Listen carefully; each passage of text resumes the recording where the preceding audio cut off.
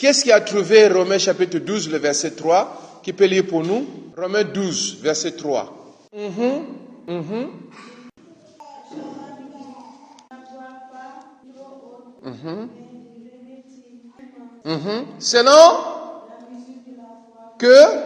Selon la mesure de foi que Dieu a départie à chacun. Donc Dieu nous a donné une mesure de foi. Chacun de nous a une partie de foi, une quantité, mais on n'a pas la même quantité. Bon, supposons même que Dieu puisse nous donner la même quantité. Je donne une quantité de foi, 10%, 10%, 10%, 10%, nous tous. Mais, tu dois travailler pour que cette foi-là puisse faire quoi? Puisse augmenter. Pour dire à quelqu'un qu'on a amené à la morgue, on a fermé, et tu dis que non, faites-moi sortir la dépouille, je vais prier que cette personne va revenir à la vie. Mon frère, si ce n'est pas une grâce, si ce n'est pas la foi que Dieu te donne, ça sera difficile. Quelqu'un qui est malade, qui est mourant, et tu vas dire que non, il ne va pas mourir, je vais prier et il sera guéri. Ça, ce n'est plus une petite foi de 10%. C'est certainement que ta foi est arrivée à 50%. Alléluia. La foi est donnée par mesure. Ce que vous faites avec la mesure de foi que vous avez aujourd'hui détermine votre accès à un autre niveau.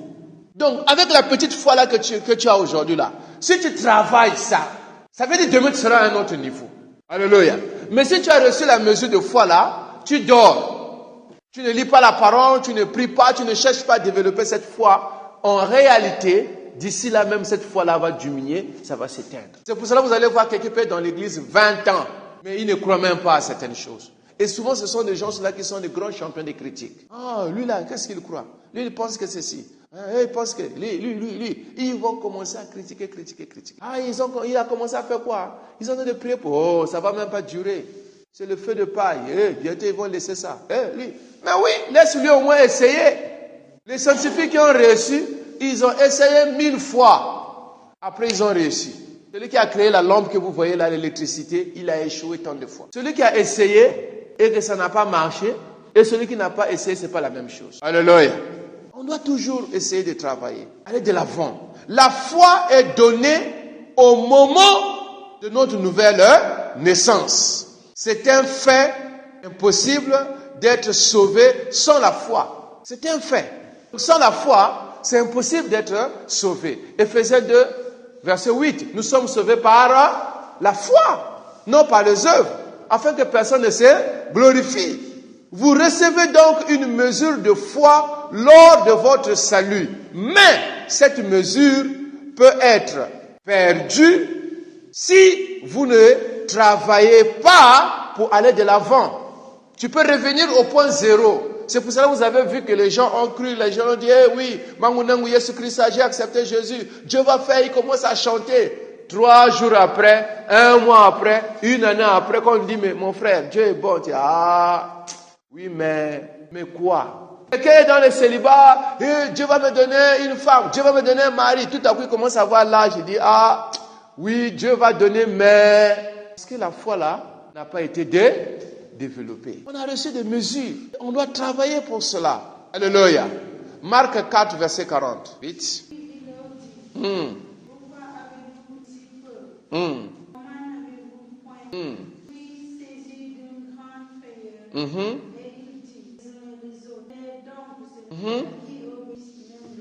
Alléluia.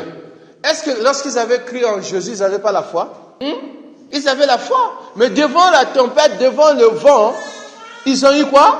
Ils ont eu peur. Il dit leur niveau de foi ne pouvait pas leur permettre d'ordonner au vent. C'est pour ça qu'il a dit homme de peu de foi. Donc si notre foi est petite, à un certain moment, on va vivre dans la peur.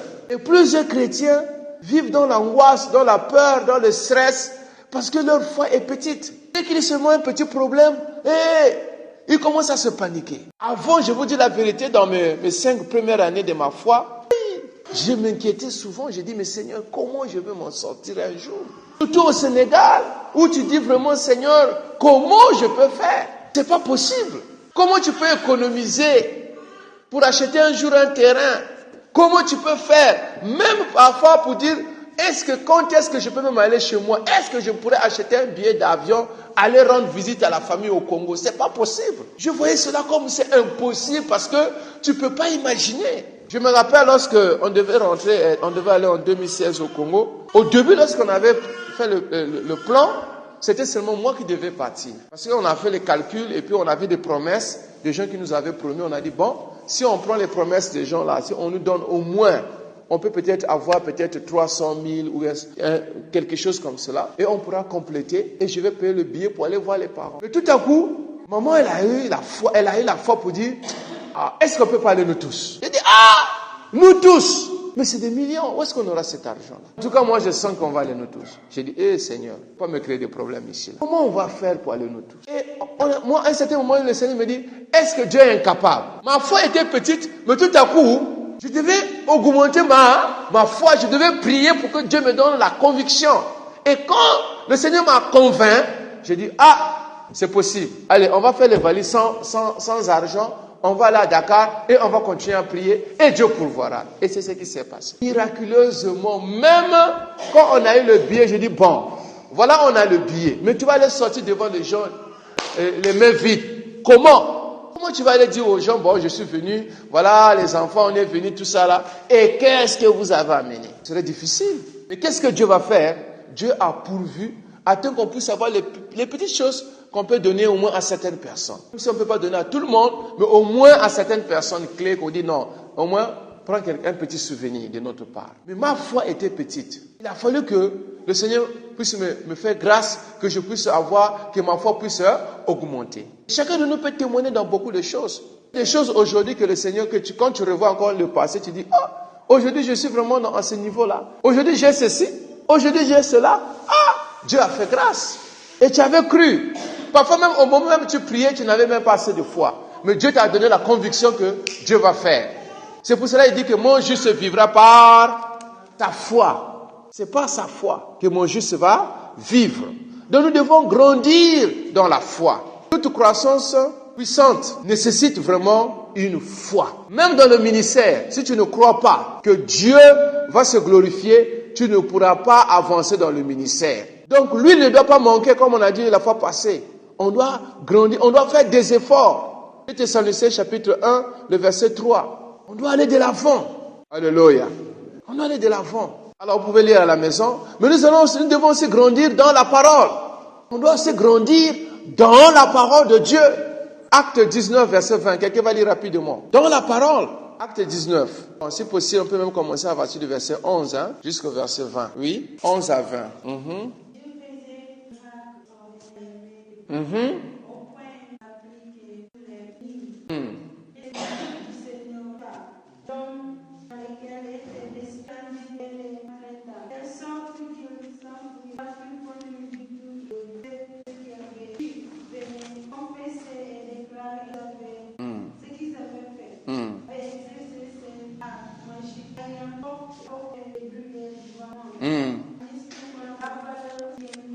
Alléluia.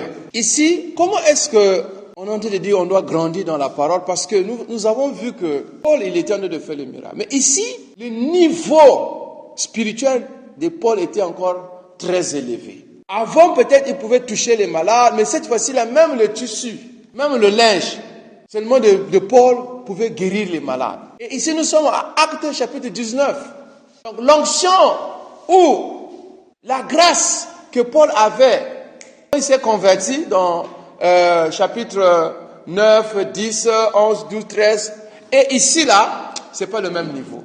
Donc, Paul avait encore une connaissance de la parole de Dieu, à tel point que, grâce à cette connaissance-là, sa foi avait augmenté et il a opéré à un autre niveau spirituel.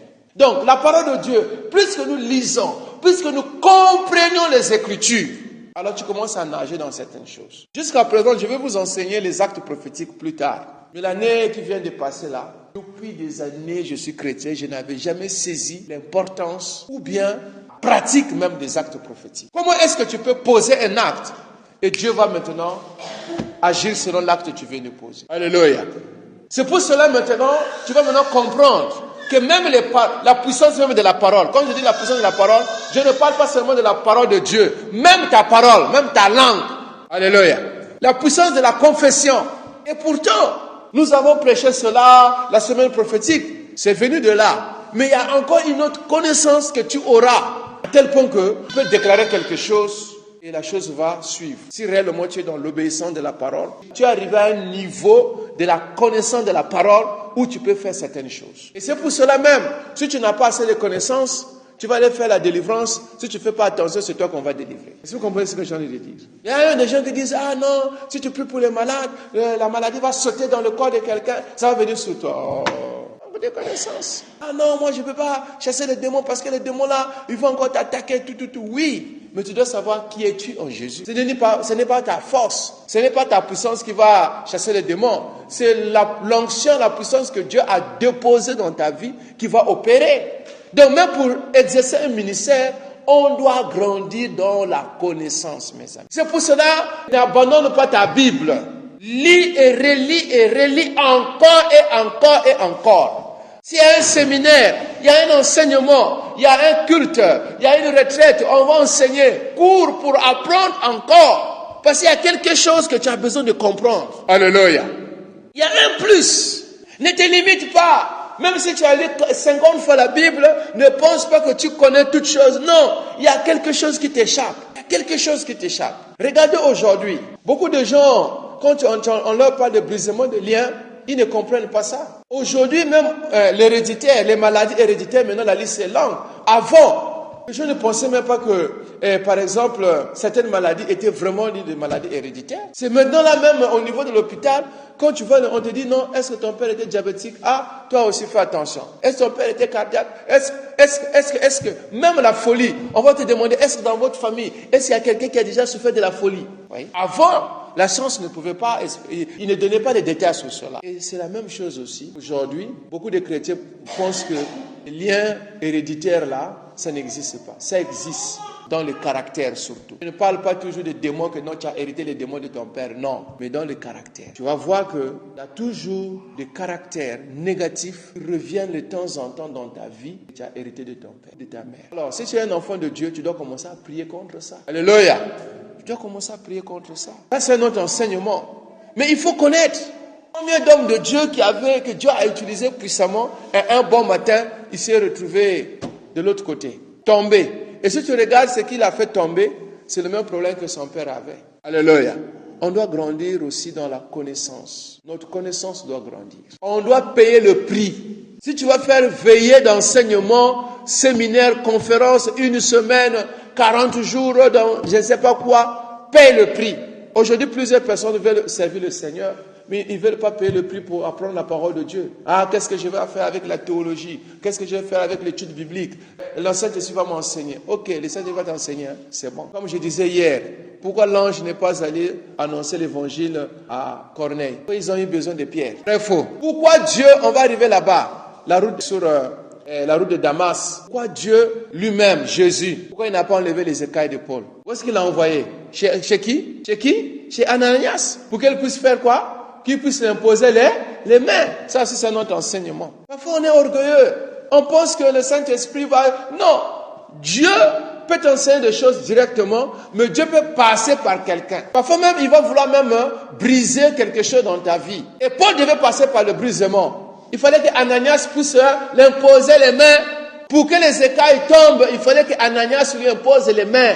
Lis encore. Voilà le problème que je suis en train de parler encore ici. Ananias qui a imposé les mains à Paul. Barnabas l'a introduit à l'église. Est-ce que vous comprenez ce que je viens de dire? Donc nous devons connaître certaines choses. Et ce qu'on appelle le principe spirituel. Parfois même on peut dire, ah bon, c'est un pasteur, ah même si c'est un pasteur, c'est pas mon problème. Fais attention. Quand tu marches, même si tu ne connais pas ce monsieur-là, on te dit que c'est un pasteur, prends soin de cette personne. À l'hôpital, la fois passée, on a reçu un homme, il vient de la Guinée, on m'a dit non, la Guinée-Conakry, c'est un évangéliste, c'est un homme. Il dit, on va lui donner l'honneur. On doit faire tout ce qu'il faut, parce que c'est un serviteur de Dieu. Il peut juste donner une parole, et ta destinée peut changer. Alléluia. On doit connaître ces choses-là. Un homme de Dieu, il peut dire seulement que Dieu te bénisse. S'il dit cela, s'il marche vraiment dans la grâce, s'il est vraiment un homme de Dieu, par cela, La destinée peut changer. Dieu utilise les hommes. Alléluia. Dieu utilise les hommes. Hier, on a vu cela. Et c'est un homme qui sauve une autre personne. Rares sont des cas où les gens, il était dans la chambre, un ange est venu lui prêcher l'évangile, il se réveille, il donne sa vie à Jésus. Même s'il donne sa vie à Jésus, pour sa croissance spirituelle, il a besoin de quelqu'un pour l'enseigner, pour qu'il puisse prendre le lait et la viande et grandir. Et c'est pour cela que nous devons grandir dans ce sens-là. Alléluia. On va prendre notre avant-dernier point. Grandir dans l'onction. Ézéchiel 47, 1 à 9, nous connaissons déjà cette vision du torrent, n'est-ce pas? 47, moins Ézéchiel. Il fallait que l'eau augmente. L'eau devait augmenter. Oui, 47, pas 37, c'est où? 47. Le torrent sortant du temple, l'eau était où? Au niveau du cheville, après au niveau des genoux, au niveau du rein, au niveau de la poitrine, et il a nagé. Alléluia. Donc notre onction doit augmenter, comme je l'ai dit tantôt. On ne doit pas être toujours au même niveau. Dans Matthieu chapitre 3, verset 16, Jésus on l'a baptisé, le Saint-Esprit est venu sous forme de la colombe. Maintenant, après cela, quand il est allé au désert, il était rempli, mais là, cette fois-ci-là, il était maintenant plein du Saint-Esprit, rempli du Saint-Esprit, débordé. Donc nous devons augmenter, c'est pour cela on doit augmenter des temps de prière, avoir des temps d'intimité, le temps de louange, le temps d'adoration. On doit continuer, on ne doit pas dire bon, ça va, le Seigneur, ce qu'il a envie de faire avec moi, ça va quand même, bon Dieu. Non, Dieu veut t'amener loin. C'est pour cela Dieu, avant de te faire passer à un autre niveau, il faut qu'il voie en toi cette motivation.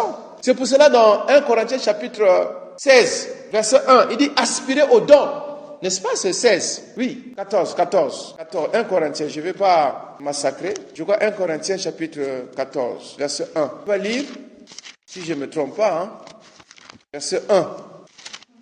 14, si je me trompe. Aspirer au don. Celui de la prophétie. Convoiter ça. S'il y a quelque chose que le Seigneur a permis de convoiter, c'est le don que tu dois chercher vers lui. Cherche à avoir les dons. Ne cherche pas seulement à avoir les biens matériels, de ceci, cela. Cherche à avoir les dons. C'est permis de secouer le ciel pour dire, Seigneur, j'ai besoin de dons du Saint-Esprit. J'ai besoin de dons. J'ai besoin de la connaissance. Les dons de paroles de connaissance. Les dons de miracles. On a besoin de cela. Les dons de guérison. Ce n'est pas, oh bon, si Dieu me donne, oui. Si Dieu ne me donne pas, ça dépend de lui. Non. Tu peux aussi secouer le ciel. Tu peux avoir même 4 dons. C'est bon. C'est pas mauvais. On doit chercher à aller de l'avant. Notre onction ne doit pas être au même niveau. Alléluia. Dans Acte 2, ils étaient remplis du Saint-Esprit, n'est-ce pas? Ils ont prêché, ils ont parlé. Mais en Acte 3, la terre même a tremblé. C'était aussi un autre niveau. Alléluia. Donc on doit grandir. On doit grandir. Et un homme de Dieu a dit dans son livre, croître veut dire changer. Cet homme de Dieu a dit, croître veut dire changer. Changer d'attitude, changer de comportement, changer de motivation. Si on est toujours tiède depuis, ou bien on est, je ne sais pas, on raisonne. Non, on doit changer, on doit avoir une autre attitude. Si tu veux changer, vraiment tu veux grandir, tu dois changer d'attitude. On doit changer de comportement. On doit changer même de vision. Regardez quand la plupart même au niveau de la francophonie, les gens qui ont beaucoup percé, qui ont développé au niveau de l'église, qui se sont développés. Quand je vois même les Mamadou Karambiri, les Ivan Kassono qui ont dit aller de l'avant, même des Sanogo et tout ce monde-là, ce sont des gens qui ont cohabité les anglophones. Alléluia.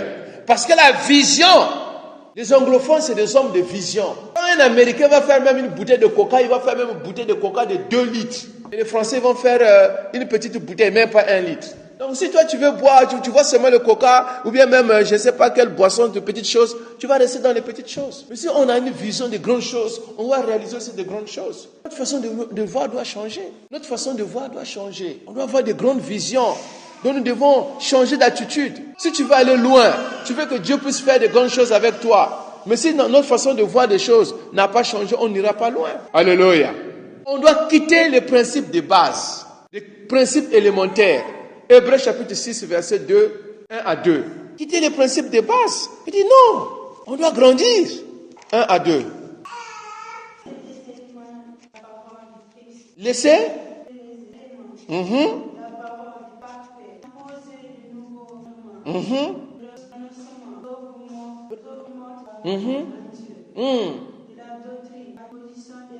Amen. Il y a des éléments qui sont dans la parole, mais c'est des éléments élémentaires. Et quelque part, Paul va dire que vous qui devez être même des enseignants, mais vous êtes encore dans le lait. Vous voyez? On doit quitter les principes de base. On doit quitter les principes de base. Et on doit changer la pensée pour marcher selon la foi, avoir une attitude positive. Tout est négatif. On voit toujours tout est négatif. Tout est négatif. Tout est négatif. Mais tu vas te décourager. L'autre jeudi, on était combien? Peut-être même pas 4 ou 5. Mais jeudi passé, on était plus que l'autre jeudi. Donc si moi je me suis dit l'autre jeudi que bon, comme il y a seulement, c'est pas 4 personnes, 5 personnes, donc vraiment les culs de jeudi là, vraiment c'est pas la peine de se casser la tête, de préparer les enseignements comme il faut, mais on peut pas avancer. Qu'il y ait 2 personnes, qu'il y ait 3 personnes, je suis positif. Alléluia. Si l'église est pleine, on est content. Si l'église est vide, on doit être aussi content parce que Dieu est là. Alléluia. Si aujourd'hui, Dieu t'a béni, tu loues le Seigneur, et demain tu as des poches vides, continue à louer le Seigneur. Ce n'est pas parce que tu as des poches vides aujourd'hui que Dieu ne va pas te bénir demain. On doit être toujours des hommes de foi. Pour grandir, on doit être des hommes de foi. Si on ne grandit pas dans notre foi, mes amis, je vous dis la vérité, on ne pourra pas aller loin avec Dieu. On va abandonner. Et nombreux ont abandonné la foi. Nombreux, ils ont fait naufrage de la foi. Et il y a aussi des gens qui sont là toujours à discuter sur des choses qui sont claires dans la parole de Dieu. On te dit, il faut se marier. Toi, tu dis, bon, oui, le mariage, là, d'abord même, c'est quoi? Qu'est-ce que la Bible parle de mariage? C'est vous qui pensez que le mariage, c'est aller à l'église. Regarde. Et je continue à raisonner. Quelqu'un que j'ai vu dans l'église, il avait fait beaucoup d'années. Et un jour, il va me dire, pasteur, est-ce que la dîme aussi, est-ce que la dîme est dans le Nouveau Testament? Est-ce que dans le Nouveau Testament, on doit payer la dîme? Quelqu'un qui vient de se convertir, je peux comprendre, je peux expliquer les choses. Mais quelqu'un qui est longtemps dans l'église, il y a des gens qu'on a encore rebaptisés. Ils sont allés dans un séminaire, on dit non, le baptême là, vous avez vu, c'est pas le vrai baptême. On doit encore vous baptiser. Et tous, on a encore plongé dans l'eau. Ah!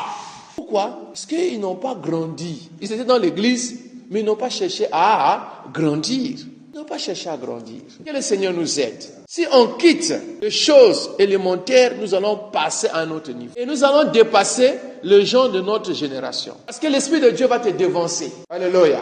L'Esprit de Dieu sera avec toi. Sur le plan scolaire, l'Esprit de Dieu va faire la différence. Sur le plan professionnel, mon frère, il y a des gens qui sont arrivés au même poste avant toi. Tu pourrais même les dépasser. Pourquoi? Parce qu'il y a l'onction de Dieu qui est avec toi. Tu travailles avec l'onction de Dieu. Ce n'est pas pareil. Vrai ou faux? C'est pas possible que tu sois au même niveau, année après année. C'est qu'il y a quelque chose qui manque. Quelque chose qui manque. Une église qui va faire tant d'années. Non, la volonté de Dieu est que nous avancions de gloire en gloire, de grâce en grâce. C'est ça la volonté de Dieu.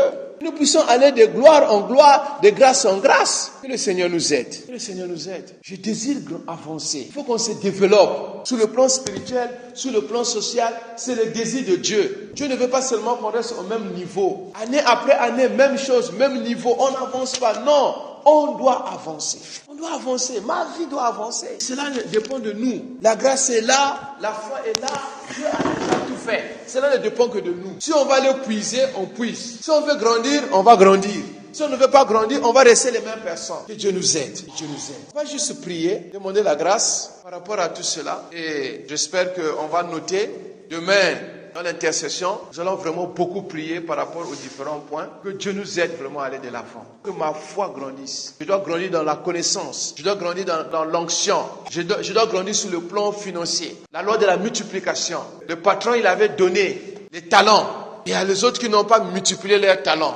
Tu dois multiplier. Même l'argent sur le plan financier, tu dois multiplier. Tu dois prier pour dire, Seigneur, fais-moi grâce. Comment je vais faire pour que, au moins, mes revenus puissent augmenter encore?